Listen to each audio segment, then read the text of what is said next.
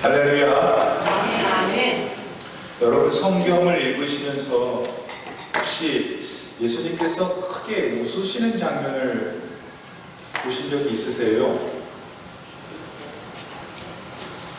아마 찾기가 쉽지는 않을 겁니다. 우선 예수님께서 크게 웃으셨다는 기록은 없는 것 같아요. 그 대신에 우신 기록은 있어요. 피곤하신 기록도 있고 굉장히 곤란한 상황에 처한 그런 기록들도 있습니다. 때문에 우리가 예수님이 웃으셨던 장면을 성경에서 찾는다는 것은 참 어려운 일일 겁니다. 그러나 저는 한번 우리가 하나님께서 우리에게 주신 상상력을 동원하면 아마 그때 예수님께서 미소를 짓거나 크게 웃지 않으셨을까 하는 장면들을 찾을 수 있을 것 같습니다. 저는 오늘의 본문이 그 중에 하나가 아닐까 생각합니다. 본문에 따르면 예수님은 가버나움이라는 곳에 계십니다. 가버나움은 갈릴리 지역에 소재한 한 도시입니다. 갈릴리 호숫가를 끼고 있는 이 가버나움은 이스라엘 전체에 있어서 상당히 중요한 도시였습니다. 이유는 이스라엘 북쪽에 위치하고 있던 레바논과 시리아, 이러한 이웃 나라들과 국경을 맞대고 있었기 때문입니다. 여러분 한번 생각해 보세요. 이렇게 국경하고 맞대어 있는 도시들은 조금 색다르잖아요. 그렇죠? 여러분 타코마도 카인드 오브 그런 도시예요. 왜냐하면 태평양에서 바로 들어오는 데잖아요. 항구 도시잖아요. 시애틀도 항구 도시. 그래서 포르트 오브 세애틀, 포르트 오브 타코마 이렇게 써 있는 거예요. 또 저 밑에 엘파소인가 텍사스하고 멕시코의 국경, 거기도 아무튼 평범치 않아요. 다른 동네보다. 우선은 긴장이 될 거 아니에요. 조금만 지나면 다른 나라니까 여기하고 저기랑 너무 다르다. 샌디에고에서 좀 남쪽으로 내려가면 티화나인가 하는 멕시코 도시 국경하고 만나요. 거기 가보셨어요? 거기 가보면 되게 아무튼 다릅니다. 긴장도 되고. 또 하나 다른 점은 저 위쪽 나라하고 우리나라하고 갑자기 생기는 활발한 무역이 있어요. 물물 교환이 있어요. 그래서 시끌벅적합니다. 사건 사고도 많지만 아주 활달한 것이 국경 도시의 특징이죠. 근데 이 가버나움은 로마 제국 당시 로마인들에게 조금 골치가 아픈 도시였다고 해요. 왜냐하면 자꾸 그곳에서 정치적으로 반기를 든 사람들이 데모를 일으켰기 때문입니다. 그래서 로마 제국은 할 수 없어서 갈릴리 지역 가운데 한 곳인 가버나움에 로마의 군대를 세웁니다. 그리고 그 군대들을 유대인들이 아니라 레바논이나 시리아 사람들 중에서 싸움 잘하는 용병을 사다가 채워놓습니다. 왜냐? 주로 반기를 일으키는 사람들은 유대 사람들이란 말이에요. 그러니까 로마 사람들이나 아니면 다른 나라 사람들이 그들과 싸우면은 유대인들한테 선동이 안 될 거 아니에요. 그리고 필요하면 그들을 죽일 수도 있기 때문에 그런 판단하에 로마는 가버나움에 이방인들로 구성된 로마 군대를 세웠던 겁니다. 바로 그곳에 우리 예수님이 이제 들어가신 거예요. 이렇게 가시는데 한 로마의 백부장이 예수님께 다가와서 청을 드립니다. 말씀드린 대로 가버나움에 백부장, 100명의 군사를 이끄는 대장이 존재했던 이유를 말씀드렸고요. 갈릴리 지역에서 빈번히 일어나는 이 반란을 제압하려고 세운 로마의 군대의 한 장교가 예수님한테 찾아온 것이 그는 유대인이 아니었어요. 그는 로마 사람이든지 아니면 레바논이나 시리아과 같은 미국 사람으로 용병이었을 가능성이 높아요. 자, 그 백부장이 주님께 와서 제일 먼저 주님을 뭐라고 불러요? 주님, 큐리오스 부릅니다. 그리고는 자기의 병든 하인에 대해서 설명을 합니다. 중풍병이 걸렸고 그이가 그 중풍병 때문에 지금 너무나 괴로워하고 있다 말합니다. 그랬더니 예수님께서 거의 그러신 적이 없어요. 근데 그래? 내가 가서 고쳐주마 이렇게 얘기를 하시는 거예요. 그렇게 말씀하신 적이 별로 없는데. 근데 백부장이 하는 말이 예수님께서 직접 저희 집까지 왕림하실 건 없습니다. 그냥 대신에 말씀 한마디만 주십시오. 그 말씀만 주시면 그대로 될 줄 저는 믿습니다. 이러는 거예요. 그러면서 자기가 속해 있는 군대도 똑같다는 거예요. 자기 군대는 상명하다 하고 이런 체계인데 말씀 한마디 하면 다 듣는다는 거예요. 예수님은 그 백부장의 대답을 듣고 오늘 성경에 뭐라고 한국말로 써있냐면 놀라셨다. 내가 이스라엘 가운데서 이와 같은 믿음을 본 일이 없구나 하면서 놀라셨다고 말씀했습니다. 그러시면서 하는 말이 내 믿음대로 될지어다 하자 그 즉시로 예수님은 하인을 보시지도 않고 지금 백부장도 자기 하인이 집에 있으니까 보지 못했는데 성경은 그 즉시로 그 하인이 집에서 나왔다 하고 전해주고 있습니다. 자, 저는 이 본문 내용 속에서 예수님께서 웃으셨을 대목을 한번 상상해 봅니다. 그 백부장이 예수님한테 그저 말씀만 하시는 그 말씀대로 될 것입니다 했을 때 저는 예수님이 그 말씀을 듣고 많이 웃었을 것이라 생각해요. 그 사람이 웃긴 얘기해서 한 게 아니라 글쎄 제가 한번 만들어 볼게요. 제가 연기를 해볼게요. 어떻게 그렇게 얘기를 해? 근데 너 같은 애는 처음 봤다. 정말 네 믿음이 귀하구나. 다들 너 같았으면 좋겠는데 하는 마음, 하는 그 예수님의 깊은 마음속에서 나왔던 즐거움, 행복함 그런 것들이 느껴져요.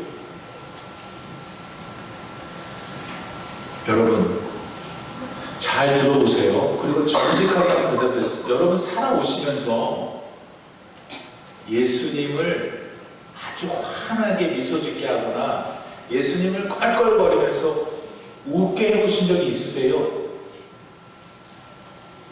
아니 본인이 웃지 말고 본인이 예수님을 정말 미소 짓게 하거나 웃으시게 만든 적이 있느냐. 아마 많은 분들은 믿음 생활하면서 그런 쪽으로는 거의 생각해보지 못했는지도 몰라요. 그냥 어려움이 생기면 주님께 가서 간절히 울면서 기도하고 또 은혜를 받아서 거기에 감사하고 그 정도지. 내가 어떻게 예수님을 이렇게 웃게 하지? 내가 어떻게 예수님한테 미소 짓게 하지? 근데 여러분 오늘은 이 설교를 들으면서 나도 예수님을 즐겁게 하고 예수님을 미소 짓게 할 수 있을까 하는 그런 거 한번 좀 생각해 보면 어떨까요? 그래서 진정 내 삶이 매일 그냥 다람쥐 쳇바퀴 돌지 말고 내 믿음이 그냥 물에물 타듯 수레수 타듯 하지 말고 좀 더 성장하여 내 인생이 궁극적으로 행복해졌으면 좋겠다 그 말입니다. 그러면 어떻게 해야 예수님을 환하게 미소 짓게 하고 웃게 만들 수 있을까? 그 방법이 뭘까요? 저는 오늘 본문에 백부장한테 그 힌트를 얻어요. 그가 한 일련의 행동 혹은 태도가 예수님을 웃게 만드셨기 때문에. 그러면 그의 어떤 모습이 우리 주님을 환하게 미소 짓고 웃게 만드셨을까요? 첫째로 그는 자기 형편과 처지에 아랑곳하지 않고 예수님 찾아갔다는 거예요.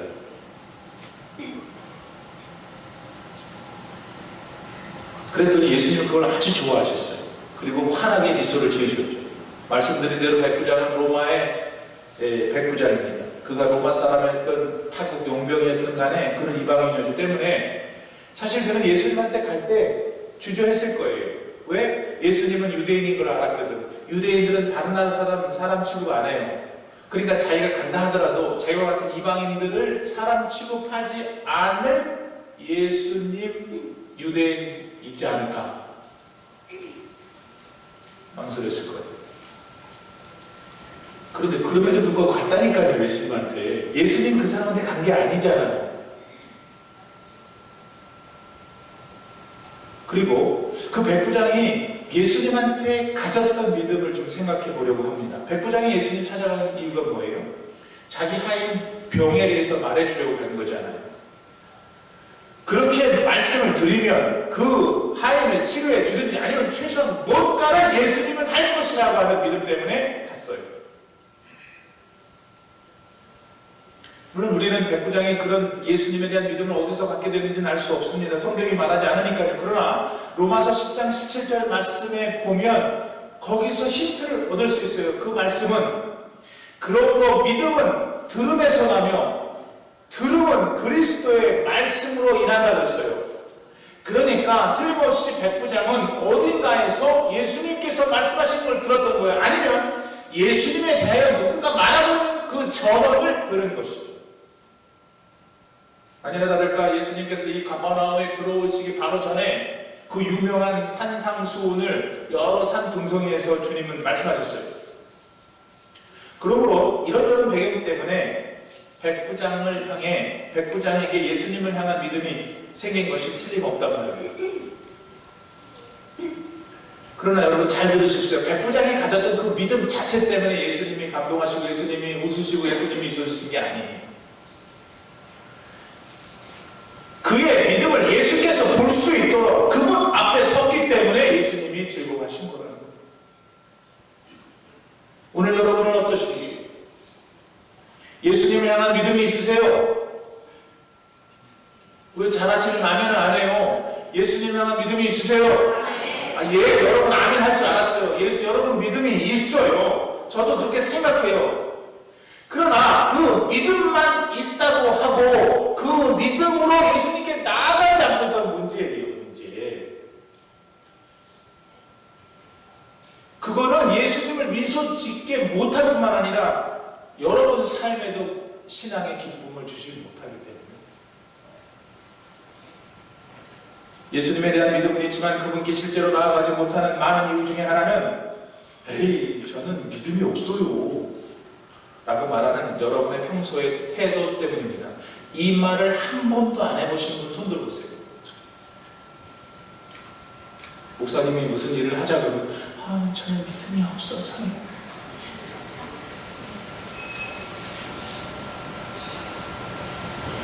사실 우리 모두는 다 같이 너나 할 것 없이 참 많이 믿음이 부족합니다. 그러나 여러분 그렇게만 말을 하고 믿음으로 아무것도 안 하면 그 하나님을 오히려 더 속상하게 만든다는 사실을 아셔야 합니다. 믿음이 부족해도 혹은 믿음이 없다 내가 말은 해도 여러분 안에 있는 그 보잘것없어 보이는 믿음이라도 그걸 가지고 뭔가 해야 해요. 행동해야 해요. 그래야 주님이 기뻐하셔요. 그래야 그 믿음이 여러분의 인생을 보다 풍성하게, 보다 행복하게 만든다는 겁니다. 왜 여러분이 덜 행복한 줄 아세요? 맨날 교회마다 똑같은 줄 아세요? 맨날 믿음 없다고 그러고 자기한테. 그러면서 교회를 나와. 그러면서 찬양대인데 그런 믿음이 있어요.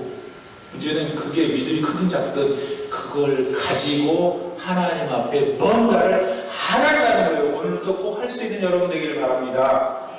어떤 빈들에 약 한 2만 명의 사람들이 이제 밥 먹을 때가 됐어요. 지금부터 2000년 전에. 아니 지금부터 2000년 전에 그 2만 명을 그 들판에서도 어떻게 먹여요? 지금 같은 첨단 과학의 시대에도 거의 안 될 것 같은 일 아닙니까? 한꺼번에. 그런데 그런 때에 베드로의 동생이자 예수님의 제자였던 안드레가 예수님한테 뭘 갖고 와요. 뭘 갖고 왔어요? 보리떡 5개와 물고기 2마리 갖고 왔어요. 안드레도 생각했어. 야, 내가 이걸 가지고 가야 되냐 예수님한테. 왜? 의심이 있었으니까. 아니 이게 보리떡 5개 물고기 2마리 2만 원 어떻게? 아니 지금 솔직히 우리 다 알고 있으면서 의심되잖아요. 안드레도 그랬단 말이에요. 근데 중요한 거는 무르쓰고 가져갔단 말이에요. 안드레가. 그래서 지가 하는 말이 예수님한테 성경에 보면 뭐 제가 이걸 갖고 가긴 했는데 이거 갖고 뭘 하겠습니까? 그렇게 했다니까요. 성경에. 그럼에도 불구하고 안드레의 깊은 마음 가운데 그의 지가 얘기하는 믿음이 없는 가운데 그래도 이거 갖고 오면 뭐 예수님 뭘 하시지 않을까 하는 믿음은 있었어요. 그래서 그는 가져갔죠. 그거 어떻게 됐어요 결국? 그 자리에 있던 2만 명이 다 먹었어요. 한 사람도 예외 없이. 그리고 더 중요한 것은 12광주리가 필요했어요. 왜냐하면 남은 게 그만큼 많았거든.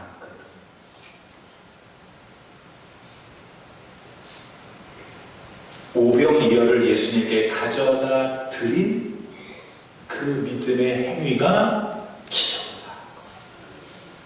오늘 저를 포함해서 여기 있는 수십 명 가운데 예수님을 향해 그런 믿음을 보이면 오늘 그 역사가 나타날지 저는 믿습니다. 우리 교회들 전부 다 그런 은혜를 체험할 수 있기를 진심으로 기원합니다. 본문의 백부장은 이방인이었다고 했습니다. 믿음도 어디서 생겼는지 모른다고 했습니다. 그러나 예수님을 그는 찾아갔다는 거예요. 그것이 중요하다. 그리고 가서 자기 문제를 아뢰었어요. 오늘 우리는 이걸 배워야 합니다. 더 이상 이제 저 믿음이 없어서요 말하지 마세요. 예수님 그거 안 좋아하셔요. 여러분 믿음이 없는 줄 아세요. 다 믿음이 없어요. 우리가 다. 누가 축복을 받냐면 그 믿음 없음을 가져가서 말하는 거예요. 예수님.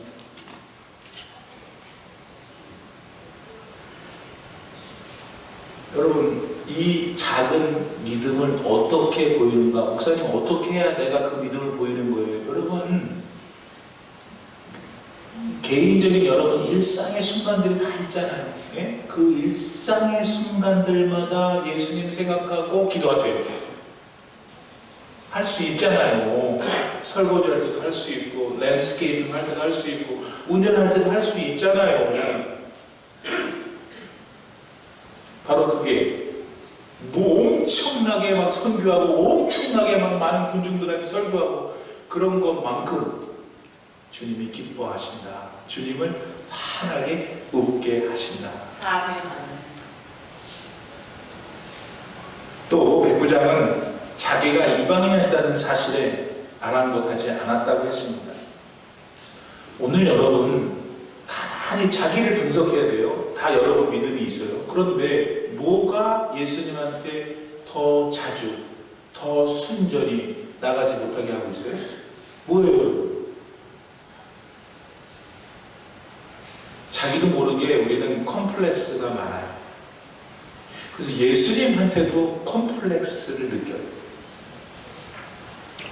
그 컴플렉스 가운데 대표적인 것이 다른 사람보다 가난한 것, 다른 사람보다 출중하지 못한 것, 내 가정이, 내가 이끄는 형편이, 가정의 형편이 다른 사람한테 자랑하지 못할 수도 있어요. 그게 또는 내가 다른 사람보다 나이가 많을 때 병이 들어서 맨날 교회만 가면 어떻게 안 아프냐고 그 아픈 사람은 그 소리가 듣고 싶지 않을 수도 있는 거예요. 근데 어떤 형편에 여러분 계시든 간에 지금부터 정신을 바짝 차리고 들으셔야 돼요. 이 백부장은 자기 핸디캡, 컴플렉스를 아랑곳하지 않고 갔다니까요. 예수님한테. 주님이 저를 뭐라고 하시든 나는 주님밖에 없어요. 아니 그러니까 예수님이 그거를 너무 좋아했다잖아요. 오늘 본문에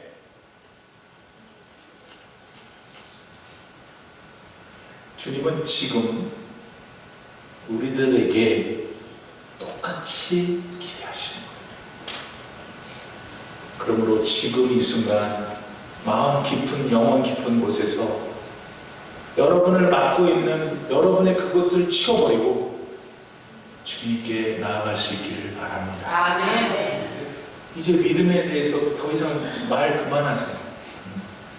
여러분 처지 형편에 대해서도 너무 신경 쓰지 마세요.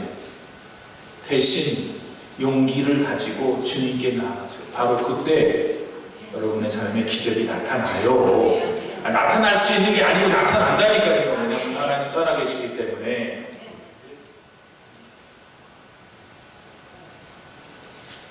두 번째로 백부장이 예수님을 웃음 짓게 한 것은 그의 성품이 예수님을 닮아 있었기 때문입니다. 백부장은 예수님을 찾아갔어요. 그러나 그것은 본인 자신을 위한 게 아니었잖아요. 자기 집 하인이 병들었다는 걸 알려주고 어떻게 좀 손 써달라고 하는 마음 때문이었잖아요.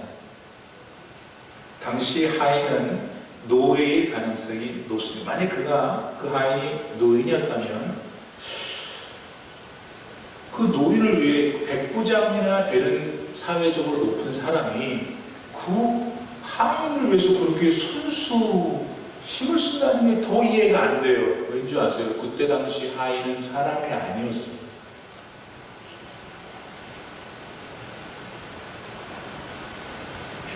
그러니까 참 뜻밖의 일을 지금 이 백부장이 하고 있는 거죠. 많은 경우 여러분 우리가 기도할 때 우리를 위해서 기도해요. 그렇죠? 우리를 위해서 기도하는 것은 자연스러운 일이고 아주 좋은 일이에요. 많이 하셔야 돼요. 근데 여러분 아세요? 예수님은 우리가 자기나 자기 새끼들이 아니라 다른 사람들을 위해서 기도하는 것을 되게 특별하게 생각하신다는 걸 오늘 배워야 돼요.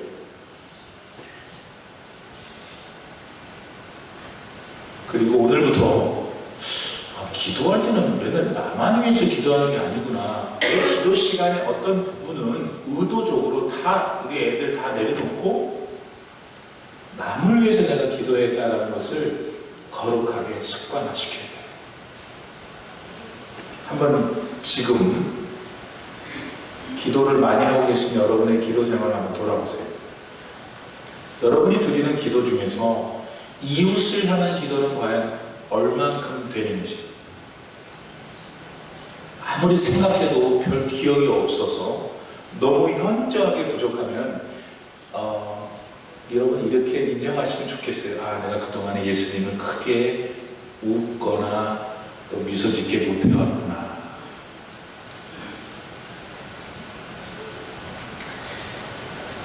여러분 나를 위해서 십자가에서 돌아가시고 영원한 생명을 주신 나의 주님 아니세요? 진짜 그 은혜에 내가 진짜 믿는다면 예수님이 웃으신다고 하는데, 예수님이 그렇게 기분이 좋다고 하시는데 그거 못 해드리겠어요? 어떠세요? 그거 좀 해드릴 수는 없을까요? 예수님은 성경 전체를 가리켜서 두 마디로 요약하셨어요. 뭐예요 그게? 첫째, 하나님 사랑하는 것. 둘째, 이웃 사랑하는 것. 성경이 뭐냐고 물어보니 그 두 마디를 얘기하신 거예요. 우리가 우리를 위해서 기도할 때 그거는 하나님께 좋은 일이에요. 하나님이 좋아하세요. 왜냐하면 내가 드리는 기도를 하나님이 들으신다는 걸 믿었고, 또 내 기도에 하나님께서 반드시 어떤 형태로든 역사하신다는 것을 믿었기 때문에 하나님이 좋아하세요. 우리가 하나님께 우리의 기도를 드려도. 그러나 그 기도에는 이웃을 사랑하는 나의 마음은 담겨있지 않는다는 것. 따라서 우리는 진심으로 기도하는 사람이라면 내 기도에 이웃을 위한 기도를 오늘부터 반드시 포함해야 된다. 출애굽기 32장에 보면 이스라엘 백성들이 하나님 보시기에 경을치는 일을 했어요. 온갖 금을 다 모아가지고 송아지 모양으로 만들고 거기다가 넙죽 절하면서 말하기를 이게 우리를 저 이집트에서 구원해준 하나님이다 했으니 여러분이 진짜 하나님이셨으면 어떠실 것 같아요? 나는 여러분 성경에서 하나님이 이렇게 화나신 장면 처음 봤어요. 하나님이 얼마나 화가 났는지 모세를 불러다가 이렇게 말씀하셔요. 출애굽기 32장 9절 10절 여호와께서 그 모세에게 이르시되 내가 이 백성을 보니 목이 뻣뻣한 백성이로다. 그런즉 내가 하는 대로 내가 그들에게 진노해서 그들을 진멸할 것이다. 너만은 내가 큰 나라로 만들어줄게. 이제 하나님이 죽이시려고 작정한 거 이제 끝났어요. 이스라엘은 무서운 심판이 하늘로부터 내릴 지경. 근데 갑자기 하나님이 자세를 바꾸셔요. 하나님이 그런 이스라엘을 용서하시겠다는 거예요. 여러분 왜 그랬을까요? 왜 그랬어요? 누군가가 그 이스라엘을 살려달라고 기도했기 때문에. 모세가 그랬죠. 출애굽기 32장 31절 32절 그가 어떻게 기도하는지 보세요. 모세가 여호와께로 다시 나아가였죠. 하나님 참 슬픕니다. 저의 백성들이 지들을 위해서 금신을 만들어 싸우니 큰 죄를 범하였나이다. 그러나 이제 그들의 죄를 용서해 주십시오. 그 다음 그렇지 아니하시면 원하건대 주께서 기록하신 책에서 제 이름을 지워주옵소서. 뭔 얘기하냐면 만일 하나님이 이스라엘 백성을 지금 다 죽이시면 차라리 날 죽이시고 죽이세요. 이 소리. 좀 죄송한 표현이지만 하나님이 꼼짝 못하신 거죠. 모세의 간절한 이웃을 향한 기도를 하나님이 들으시고 하나님의 마음 바꾸셨어요. 오늘 여러분이 이웃을 위해서 영혼이 없는 기도를 한다 하더라도 입을 벌려 하나님 앞에 간구를 드리는 순간 그것이 역사가 나타난단 말이에요. 그러니까 어떻게 해야 돼요? 목사님한테 기도를 많이 부탁해야 돼요. 근데 아무도 안 찾아. 맨날 밥만 사줘요. 기도를 부탁해야 돼요. 목사님뿐만 아니라 옆에 있는 사람들, 다 믿음의 사람들에게 집사님, 권사님, 저를 위해서 기도해 주세요. 우리 올림피아 하나 장로교회는 그렇게 성숙한 교회가 되어야 됩니다. 여러분 하나님이 사랑하셨던 많은 인물들, 특히 성서 인물들은 다 누구예요? 다 열일 제쳐놓고 다른 사람 위해서 기도한 사람들이잖아요. 느헤미야가 그랬고 사도 바울이 그랬고 우리 초대교회 한국에 있는 많은 우리 선조들이 그랬고 서양의 많은 분들이 그랬고 그 다음에 참 기쁜 것은 우리 교회 안에도 여러분 정말 여러분들을 위해서 기도하는 분들이 계셔요? 안 계셔요? 계셔요. 그래서 우리 교회가 잘 되는 거예요. 아멘. 아멘. 이쪽 동네 너무 작았어.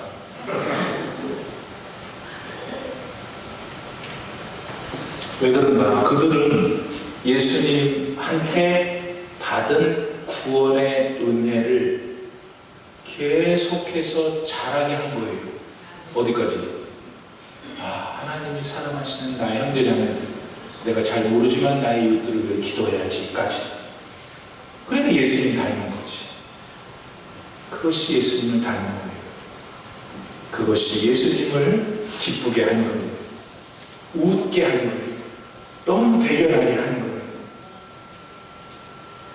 오늘 예수님께서 여러분한테 지금 부탁하신다면, 야, 너도 좀 나를 이렇게 즐겁게 해주면 안 되겠니? 내가 너를 보고 참 대견해 하면 안 되겠니? 어떻게 하시겠어요? 세 번째로 백부장이 예수님을 웃으시게 할 수 있던 건 예수님을 진짜 하나님으로 경배했기 때문에 당시 많은 사람들은 예수님을 신령한 분으로는 인식했어요.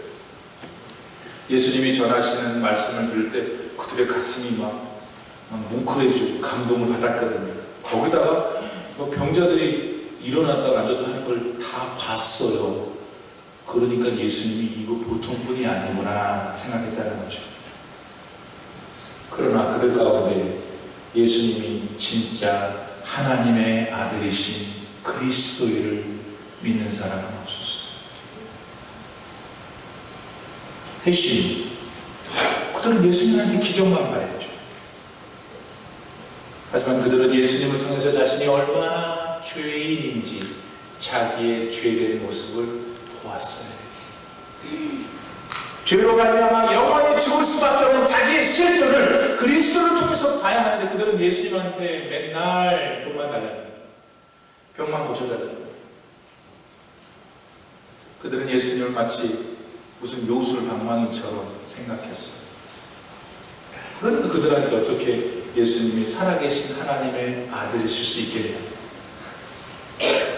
근데 백부장은 달랐어요.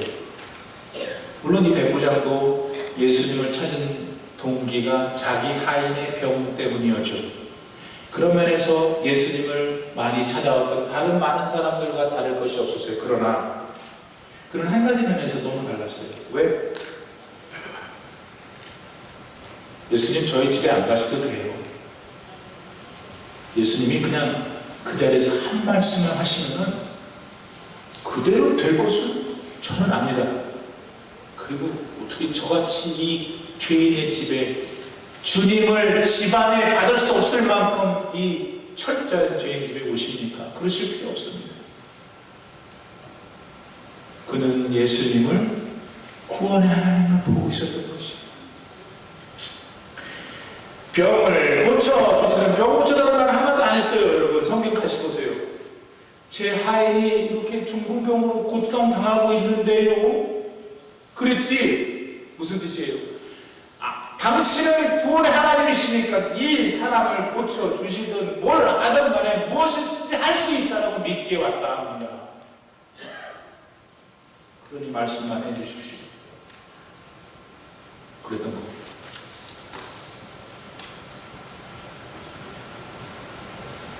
그 말에 여러분 예수님의 반응이 너무 놀라셨다는 거예요. 이런 사람 처음 봤다는 거예요. 이런 믿음 처음 봤다는 거예요. 예수님을 자기가 원하는 것 채워주는 것 이상의 분, 예수님의 본체를 보는 것이죠.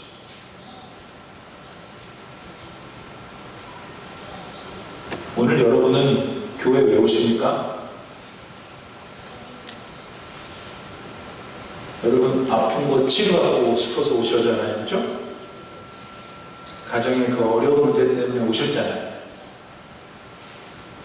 어느 통계를 보니까 사람들이 교회에 가는 70%는 마음의 평안을 얻기 위해서라고 기록했어요. 여러분 거기까지는 종교인이에요. 올림피아나 장로교의 모든 성도들이요. 여러분은 종교인이 되면 안 돼요. 하나님의 백성이 되어야 해요. 왜냐하면 하나님은 한 분밖에 안 계시고 예수님은 그 하나님의 아들이시잖아요. 직접 하나님으로 이 땅에 오셔서 저와 여러분이 이 땅에서 좋은 옷, 좋은 집, 좋은 차 타는 것만이 아니고 8, 90대는 짧은 인생 속에 우리를 보호하시다가 하나님이 우리를 본향으로 부르시는 그날 우리를 영원한 나라에 데려가 영생하도록 하시는 하나님이시잖아요. 여러분 그걸 믿어야 돼요. 그 분을 경배하러 예배에 와야 되는 거예요. 내 관절염이 안 나을 수도 있어요. 내가 그토록 오매불망한 돈이 안 생길 수도 있어요. 내 자식이 평생 동안 내가 보기에 만족스럽지 않은 삶을 살 수도 있다고요. 그래도 여러분 하나님 믿으시겠어요? 그래도 예수님 믿으시겠냐고요?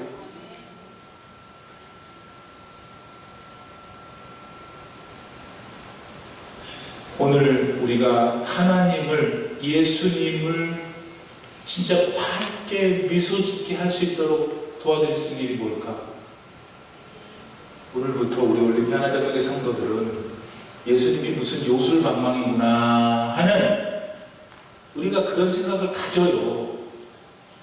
그렇게 해야죠. 우리가 어떻게 부탁을 안 드려요. 어려운 일이 생기면 돈도 달라고 그래도 다 달라고 그래야 되죠. 그거 하지 말라는 게 아니고 그것만 하면 안 되지 않느냐. 그리고 예수님께서 말씀 한마디만 하시면 반드시 이루어질 것을 믿어드리면, 오늘 예수님께서 여러분을 보시고 환하게 미소 짓고 웃으실 줄 믿습니다. 사람이라도 여러분 다 같은 게 아니에요. 어떤 사람은 이러고 있다가 하나님 나라 가고 어떤 사람은 가지 못해요. 예수님을 믿는다고 다 같은 사람이 아니에요. 예수님을 요술방망이만 알고서 매일 그 상태에 머물러 있으면 자기 인생에 잘 뭔가 안 될 때는 예수님 없잖아요. 뭐 좀 잘 되면 조금 흥금하고. 그게 뭐예요, 그게? 그는 살아계신 하나님의 아들을 온전히 누리지 못하는 바보 같은 일이에요. 이러든 저러든 어떤 상황이든 나의 삶을 서스테인, 붙들어 주시고 늘 가장 최고의 인생으로 살게 해주시는 영원한 능력의 하나님, 그리스도를 드려야 되잖아요. 백부장은 그걸 봤어요. 그걸 믿었어요. 그러니까 예수님이 너무 좋아하신 거예요. 올림픽 하나장로교회로 지금 그런 분을 찾고 계시잖아요. 저와 여러분이 그런 분 되기를 바랍니다. 아멘.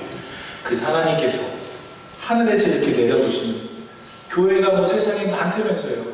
그래도 교회가 셀 수 있을 정도밖에 안 돼요. 그럼 하늘에서 하나님 내려다보시고, 워싱턴 스테이트를 내려보시고, 올림피아 하나장로교회를 내다보시고, 이 교회는 나를 웃게 만드는 애들이 많아. 나를 미소 짓게 하는 사람들이 많아. 그래서 지나가지 않으시고 항상 머물러 경배를 받으시는 교회 되면 어떨까? 오늘 저와 여러분이 그런 사람 되면 됩니다. 아멘. 그렇게 되실 거죠? 아멘. 그 믿음대로 될지어다. 아멘. 기도합시다. 하나님, 우리는 예수님 생각하면 거룩한 분이고 또 내 마음의 소원들을 이루어주는 요술방망이 혹은 밴딩 머신이었습니다. 그러나 오늘 본문에 나타난 백부장을 통해 예수님을 진짜 환하게 미소 짓게 하고 그분을 웃게 할 수 있구나 나도 배우게 됩니다. 우리는 믿음이 너무 작지만 이제 그만하고 그 작은 믿음을 사용하여 주님께 찾아갈 수 있게 하옵소서. 말씀만 해주세요. 그러면 그 말씀대로 될 것입니다. 나 우리도 고백하게 함으로써 내 삶에 주의 말씀의 능력이 나타나게 하시옵소서. 내 기도 속에 이제는 다른 사람을 위한 기도도 잘 해서 나의 신앙의 경륜과 폭과 깊이가 넓어짐으로 하나님을 기쁘게 드리고 그분을 웃음짓게 하는 것은 물론이고 내 삶이 더욱 완성되고 아름답게 성장하는 복이 있게 하시옵소서. 예수님의 이름으로 기도드립니다.